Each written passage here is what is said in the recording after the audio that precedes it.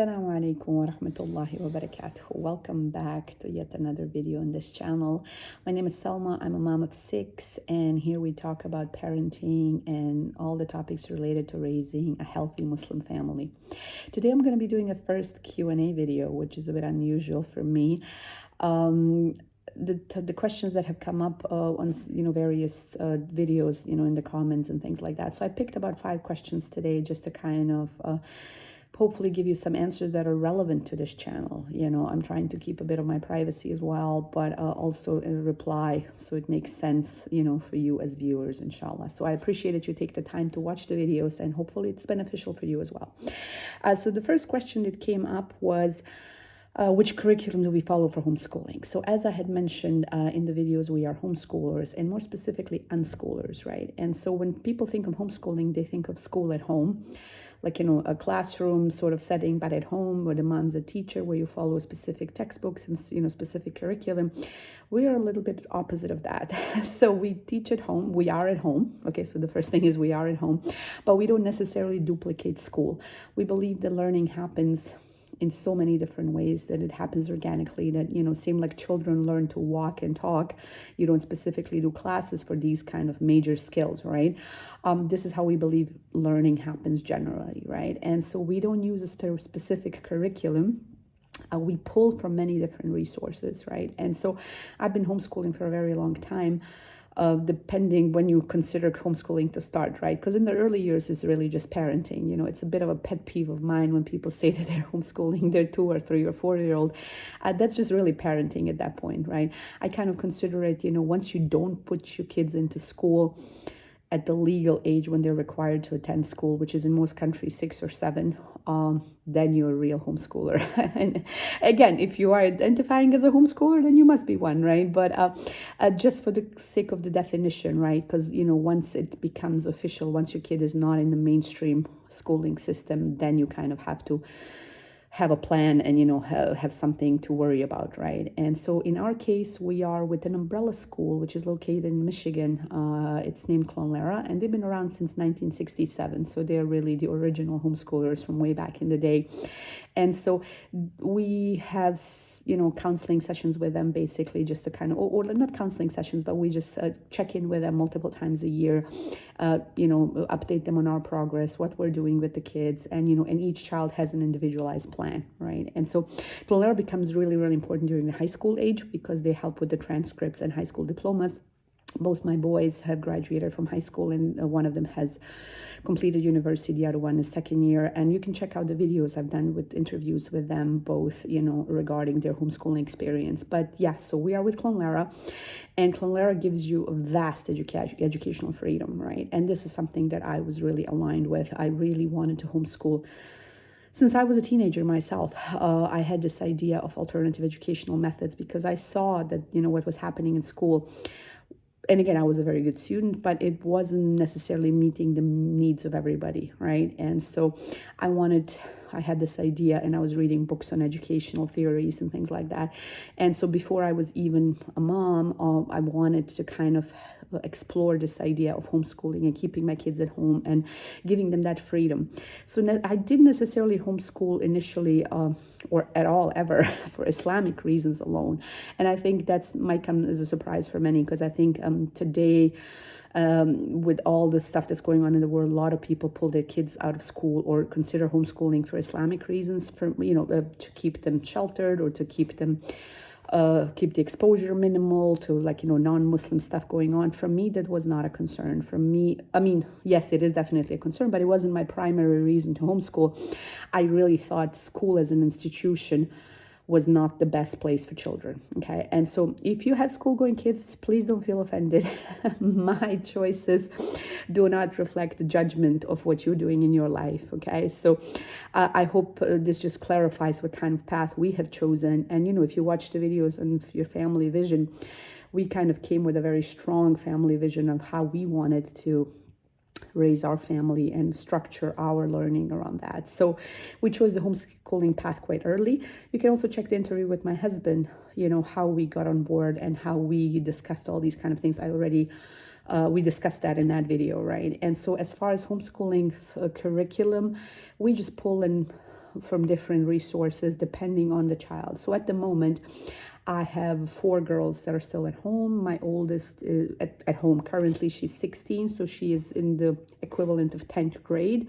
And the youngest is 7.5, turning 8. She is grade 2, if you were to go by the official grade levels, right? And so, again, I don't put a lot of importance to the official grade levels because learning happens organically. And so sometimes kids, again, schools and as institutions, they need to have that structure because, you need to keep track of a lot of people and you need to kind of make sure they're all on the same page. Whereas at home, when you have individual children, you're able to dedicate much more time to them and you're able to see their strengths and weaknesses and tailor your learning and educational stuff around them, right? And so at this point, because we've been doing this for over 15 years, close to 20 years, we have a lot of resources at home, right? We have a huge library. I have read so many books. I have taken so many courses. I've been in this educational field for a really, really long time. So this stuff kind of comes really easy to us. And again, because I have adult children at this point, because I have seen that the guinea pig experiment has sort of worked out, I have the confidence with my younger kids now to just keep going as we have done so far.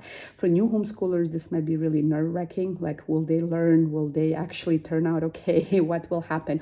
And those are the doubts and issues I had as well when I was a young homeschool mom. But now, because we have been through the process multiple times with different children, we're way more relaxed, even more relaxed than we were previously, right? And so as far as our homeschooling curriculum, we're very eclectic. We pick and pull from different resources. We listen to the kids, what they're interested in at the beginning of each year. We make an individual plan for each child depending on what they're interested in and what it is that they want to do that year. And then we just kind of keep checking in.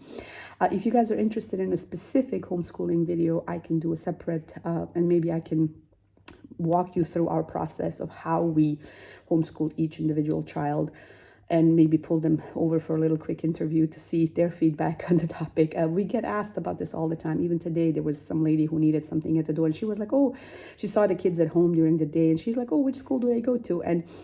And I always have to say, okay, they don't go to school, we are at home. So, and then again, I think post-COVID, a lot of people have been exposed to online learning, and we always have to clarify that the kids don't sit on screens. We don't do virtual classes. We really, the world is our classroom, so to speak. Okay, so I hope this answers the questions in regards to homeschooling. I will link the off-campus program by Clonlara below, so you can check it out and see if this is something you might be interested in. It's an international program. You can enroll from many different areas, but again, be mindful. You have to check the legality of homeschooling in your particular country, depending where you're from and how that works, inshallah. Okay, so that's the first question. There was another question asked about Montessori method. Somebody was asking if I, what I think about the Montessori method and if I use it with my kids. And the particular question the particular bit of the question I wanted to answer, the question said, the sister who was asking the question, she said she sees that the teachers who use this method have the most well-behaved children in their classes. Okay, so I do have a bit of experience with Montessori, as my mom was a Montessori teacher. She was a kindergarten preschool teacher with a Montessori training. So I was exposed to it, from an early age, but also I have used certain principles, and, we have a bunch of Montessori materials downstairs in the living room. I don't follow the method to the T, and I'm not a trained Montessori teacher, right, as a disclaimer. However, I wanted to address, I don't think it's a bad method or anything like that, right, just as an explanation about what I think about the Montessori method. But I wanted to address the second part of the question, which was, or the statement, which says, this is the method that gets the most well-behaved children.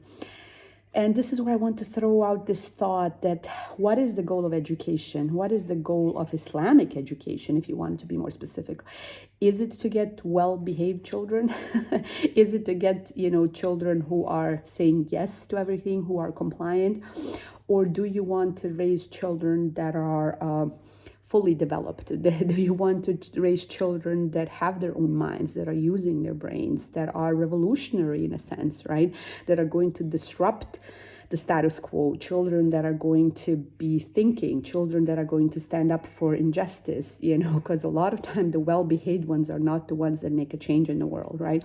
So I want to just kind of throw that out there as you think about education and as you think about the ways that you want to educate your child. Think about what is your goal here? What is the end product? Is it well-behaved children? Now, of course, manners are super important, right? And unfortunately, we see that in the Muslim world, and because I do live in a Muslim country, there is a lot to be desired, in terms of mannerism, in terms of, behavior.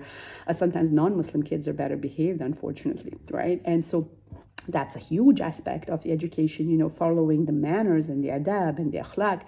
But again, that is not the only measurement, right, of a successful education or the successful raising of a child. So I'm more interested in the full kind of thing. How is their emotional well-being? How is their intellectual well-being? Are they able to think critically? Are they just being spoon-fed? And, is there just some rote memorization? And I think there is a little bit of this undercurrent in the Muslim homeschool circles, that if you just do X, Y, and Z, you're going to have this perfect Muslim child coming out of your homeschool program. And that's not necessarily true, right? You cannot just kind of fill in these ingredients one by one and then expect perfection. And I'm more interested in the full child, how they develop, that they use their thinking skills, that they're emotionally healthy, that they're able to be kind, that they're able to relate to other people, that they have good relationships, that they're going to be good fathers and mothers and husbands and wives one day, inshallah, right? So that's all part of raising good children, right? And that's part of that being intentional. So for me, the curriculum is actually the least of my worries. It's more about the relationship. It's more about the actual humans we're raising here. What kind of humans are they going to be? So again, according to any curriculum in the world, you can find out the British, the American, the Indian, whatever you want to see, 2 + 2 is 4, or whatever the concept you want to teach. But I'm much more interested in the raising of the full human being and helping them realize their full potential, right? And so there is not one particular method that's suited for that. You might have to pull from different resources that work best for you, inshallah. And of course, with the foundation in Quran and Sunnah and the Islamic learning, and obviously, examining as you go your own state, your own cultural hang-ups, your own influences, your own prejudices, your own biases that you hold against certain ways, So it's really a journey, right? And it requires a lot, not just to educate a child, but to maybe re-educate yourself, what you have been taught, especially if you came out of the school system. So learning at home in that freedom of, not being just like one little peg in this big machine of institutionalized learning, it's quite different than being at home and having the freedom to pursue your interests and your strengths and be a healthy human being. Okay, so I hope that helps. The third question that was pointed out was one of the sisters who has quite young kids. On one of the comments, she posted, what about praying 5 times daily? Can we maintain them as mother of younger kids? And the sister in this particular question, she posted in a comment, I saw that she had 4 young children under the age of 5. Subhanallah, may Allah make it easy for you. This is incredibly hard to have that many young children under such age. Like the age gap is quite small. So this is like a whole bunch of little ones, right? And so what about praying 5 times daily? Praying 5 times daily is the most important thing you can do in your day. Your salah is the first thing that matters, right? And so when we talk about, and I'm the one, I did videos about the importance of having a large family. It is quite important to have a large family, or if that's the path you choose, it's important that we spend time with our kids and all that. But if we're gonna miss our prayer in the process, we're missing the point, right? And so the prayer is number one priority, and then you need to be able to structure your day around it. So Fajr might be particularly hard, right? Because if your kids are not sleeping through the night, I imagine if you have 4 under the age of 5, that sleep is quite difficult, right? And so I would put a lot of my effort in sort of establishing routines around sleep. So that way, you can pray Isha early enough so you're not exhausted, so you can be up for Fajr, maybe starting your day at Fajr time. So if everybody is up, it might be hard to get up for Fajr, and then the babies are waking up and the toddlers are waking up, and then you end up putting them back to sleep, and then you miss Salah.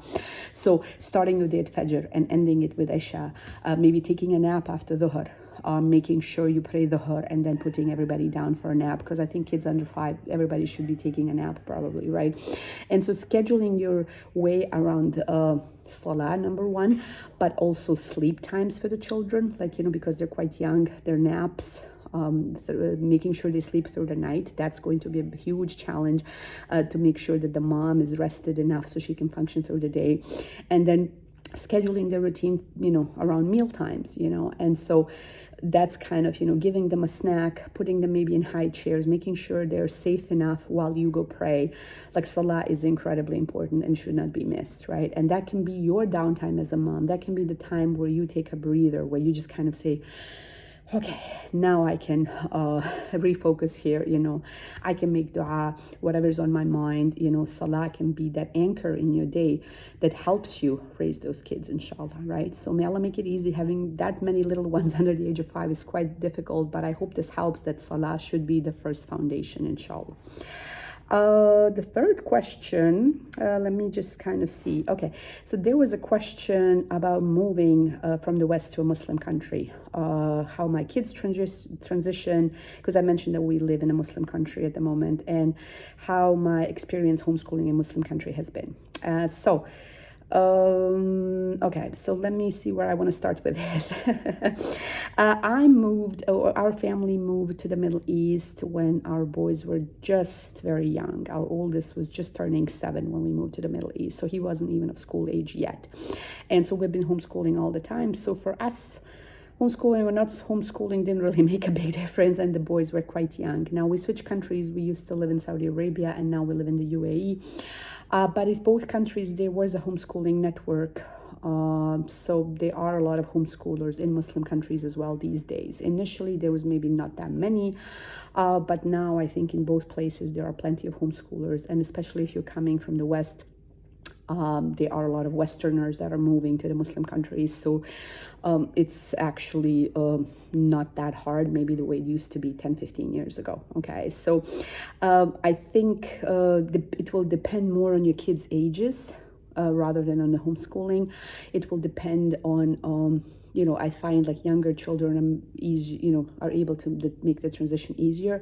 If you have teenagers that you're pulling away from their community, from their friends, that is obviously going to be much, much harder. So if you have plans of moving to a Muslim country, I would suggest you do it earlier rather than later, because the opportunities to study and get a degree in Muslim countries are not that great. So your child might have to go back to the West for their university education. So if you want to get the full benefit of living in a Muslim country, you might want to consider moving sooner rather than later. And sometimes the issue in the Muslim countries is resources or access, maybe libraries or co-ops or play dates and things like that. But there are a bunch of networks in every major city. So you can make it happen, inshallah. You just kind of have to be proactive. Nobody will come to your door and say, hello, you're the new homeschooler, welcome. You will have to reach out, on social media and Facebook groups or Instagram or whatever, Google, find the local group to wherever you're moving and connect with them and, learn tips and tricks, on how to do that. In the UAE, we have a large homeschooling network. So, it hasn't been a huge issue for us, right? So I think more it's the ages of the children that are the matter, right? And then your own setup. What are your circumstances going to be? Where you're going to live? How you're going to sustain yourself? Do you have a job lined up? Are you starting a business? These kind of things that can be quite stressful. In addition to the homeschooling, right? So if your other support is not that great, if you're moving away from family, if you're moving away from your regular babysitters or neighbors who are helping you out, that might be the harder issue, but I would give yourself grace.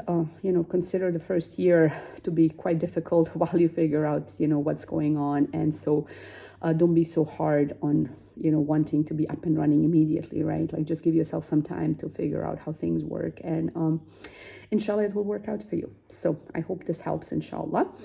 And the last question, I think I've been talking for a bit now, it's almost 20 minutes. The last question that I wanted to answer here was somebody was asking about my journey to Islam and how did I come to embrace niqab. And so I think that is a little bit relevant with the decision to live in a Muslim country. So I will just kind of leave my story here at the end. I was born Muslim. I was born Muslim in ex-Yugoslavia, which is now Bosnia.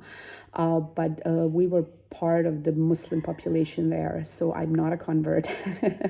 Most people assume that, but I'm not. I was born into a Muslim family, which was, however, non-practicing due to communism that lasted in Yugoslavia, after the Second World War until the 90s, until the war in the 90s. And so when the war started in the 90s in Bosnia, or ex-Yugoslavia, which then happened, came to be Bosnia, I was a child, and so we had to flee, and we were refugees in Europe. We were refugees in Germany. My dad stayed behind in Bosnia, so my experience with moving has been quite interesting, right? And so my status has changed many years. I moved many times. So in Bosnia, I was part of the Muslim minority population. Then when I moved to Germany, I was a refugee. And then after the war, when I moved back to Bosnia, I was at home. It felt like that. Then when I got married, we moved to Canada and I was an immigrant. Then, and then eventually a citizen. And then when we moved from Canada to the Middle East, we became expats. So our roles in moving have changed, from refugee to immigrant to expat. And we have always been a minority wherever we have gone. And so now we live in a Muslim majority country, but our story is, again, that we are a minority in the sense that we're not Arab. We're not part of the cultural practicing Muslim kind of thing. And so we have always kind of chosen the path less traveled, it seems, right? And so I was born in a non-practicing Muslim family, but during the war, there was a little bit of a reawakening. I was a child, and obviously we have to flee, and Muslims are being murdered, and there is this conflict, and it was really hard to understand, why is this happening? Why are our neighbors from, day before turning against us? And particularly where I lived in the capital of Sarajevo, our district was being cut off, and we had to flee just for being Muslim, right? And so my question to my parents was like, okay, what does it mean to be a Muslim, right? Like, okay, well, what is this thing? Because I really grew up in a non-practicing environment. That spurred me on a path of trying to, seek knowledge. And as a teenager, I lived in Germany, so I adapted quite easily into the German lifestyle. I went to school there. I learned a language really quickly. I lived in East Berlin, which happened with the transition. There was not many foreigners around. I was just kind of one of the classmates, right? And but again, I felt that disconnect. I felt like, okay, where do I belong? What is my path here? And subhanallah, Allah, alhamdulillah, guided me to the local masjid in Berlin, in Germany, and I started attending classes, and this is where I kind of discovered, okay, this is what it means to be a Muslim. So my path, I started wearing hijab when I was about 16. So as a teenager, I kind of found a way to Islam, and way back to Islam, so to say, right? Because I was born Muslim, but my path is very similar to a path of a convert, because I studied the deen from scratch. I didn't grow up praying. I didn't grow up doing any of the Muslim things. So when I went back to the deen, I had to learn everything from scratch, and it was an intentional process, So maybe that's why I'm so big on the intentionality of the process, being intentional about your practice, being intentional about how you educate your kids, being intentional, how you set up your family, and these kind of things. I started wearing hijab when I was about 16. I got married quite young. Alhamdulillah, I got married at 18. And then I started wearing niqab, I think, when I was about 21, something like that. So I've been wearing niqab for 20 years, something like that. And so I do not hold the opinion that niqab is fard, not at all. I think it's just one of those extras that can help us on our way, to be better Muslims. And again, I did it after a long study, and, after I felt convicted that this was something that was right for me. There was many different ways, how you can go about it. And so I wore niqab before I moved to the Middle East. So a lot of people assume, because I live in the Middle East, that that's something that came with it. No, I actually wore niqab in Canada as well. And then when I moved to the Middle East, the transition wasn't bad. And like I said, we moved initially to Saudi Arabia, and now we live in the UAE. And the niqab here is not extremely common, but it is, known. So alhamdulillah, I can't say that I've had any major difficulties throughout my life.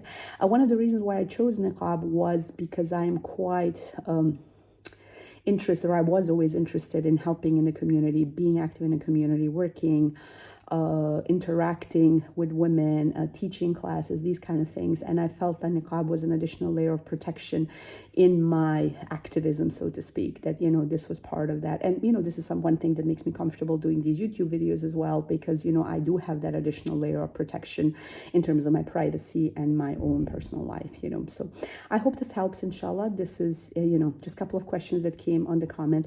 There was a couple of other questions that require a bit of a longer answer, so I will make a specific video about those, inshallah, but I hope this is just kind of an easy Q&A to start with.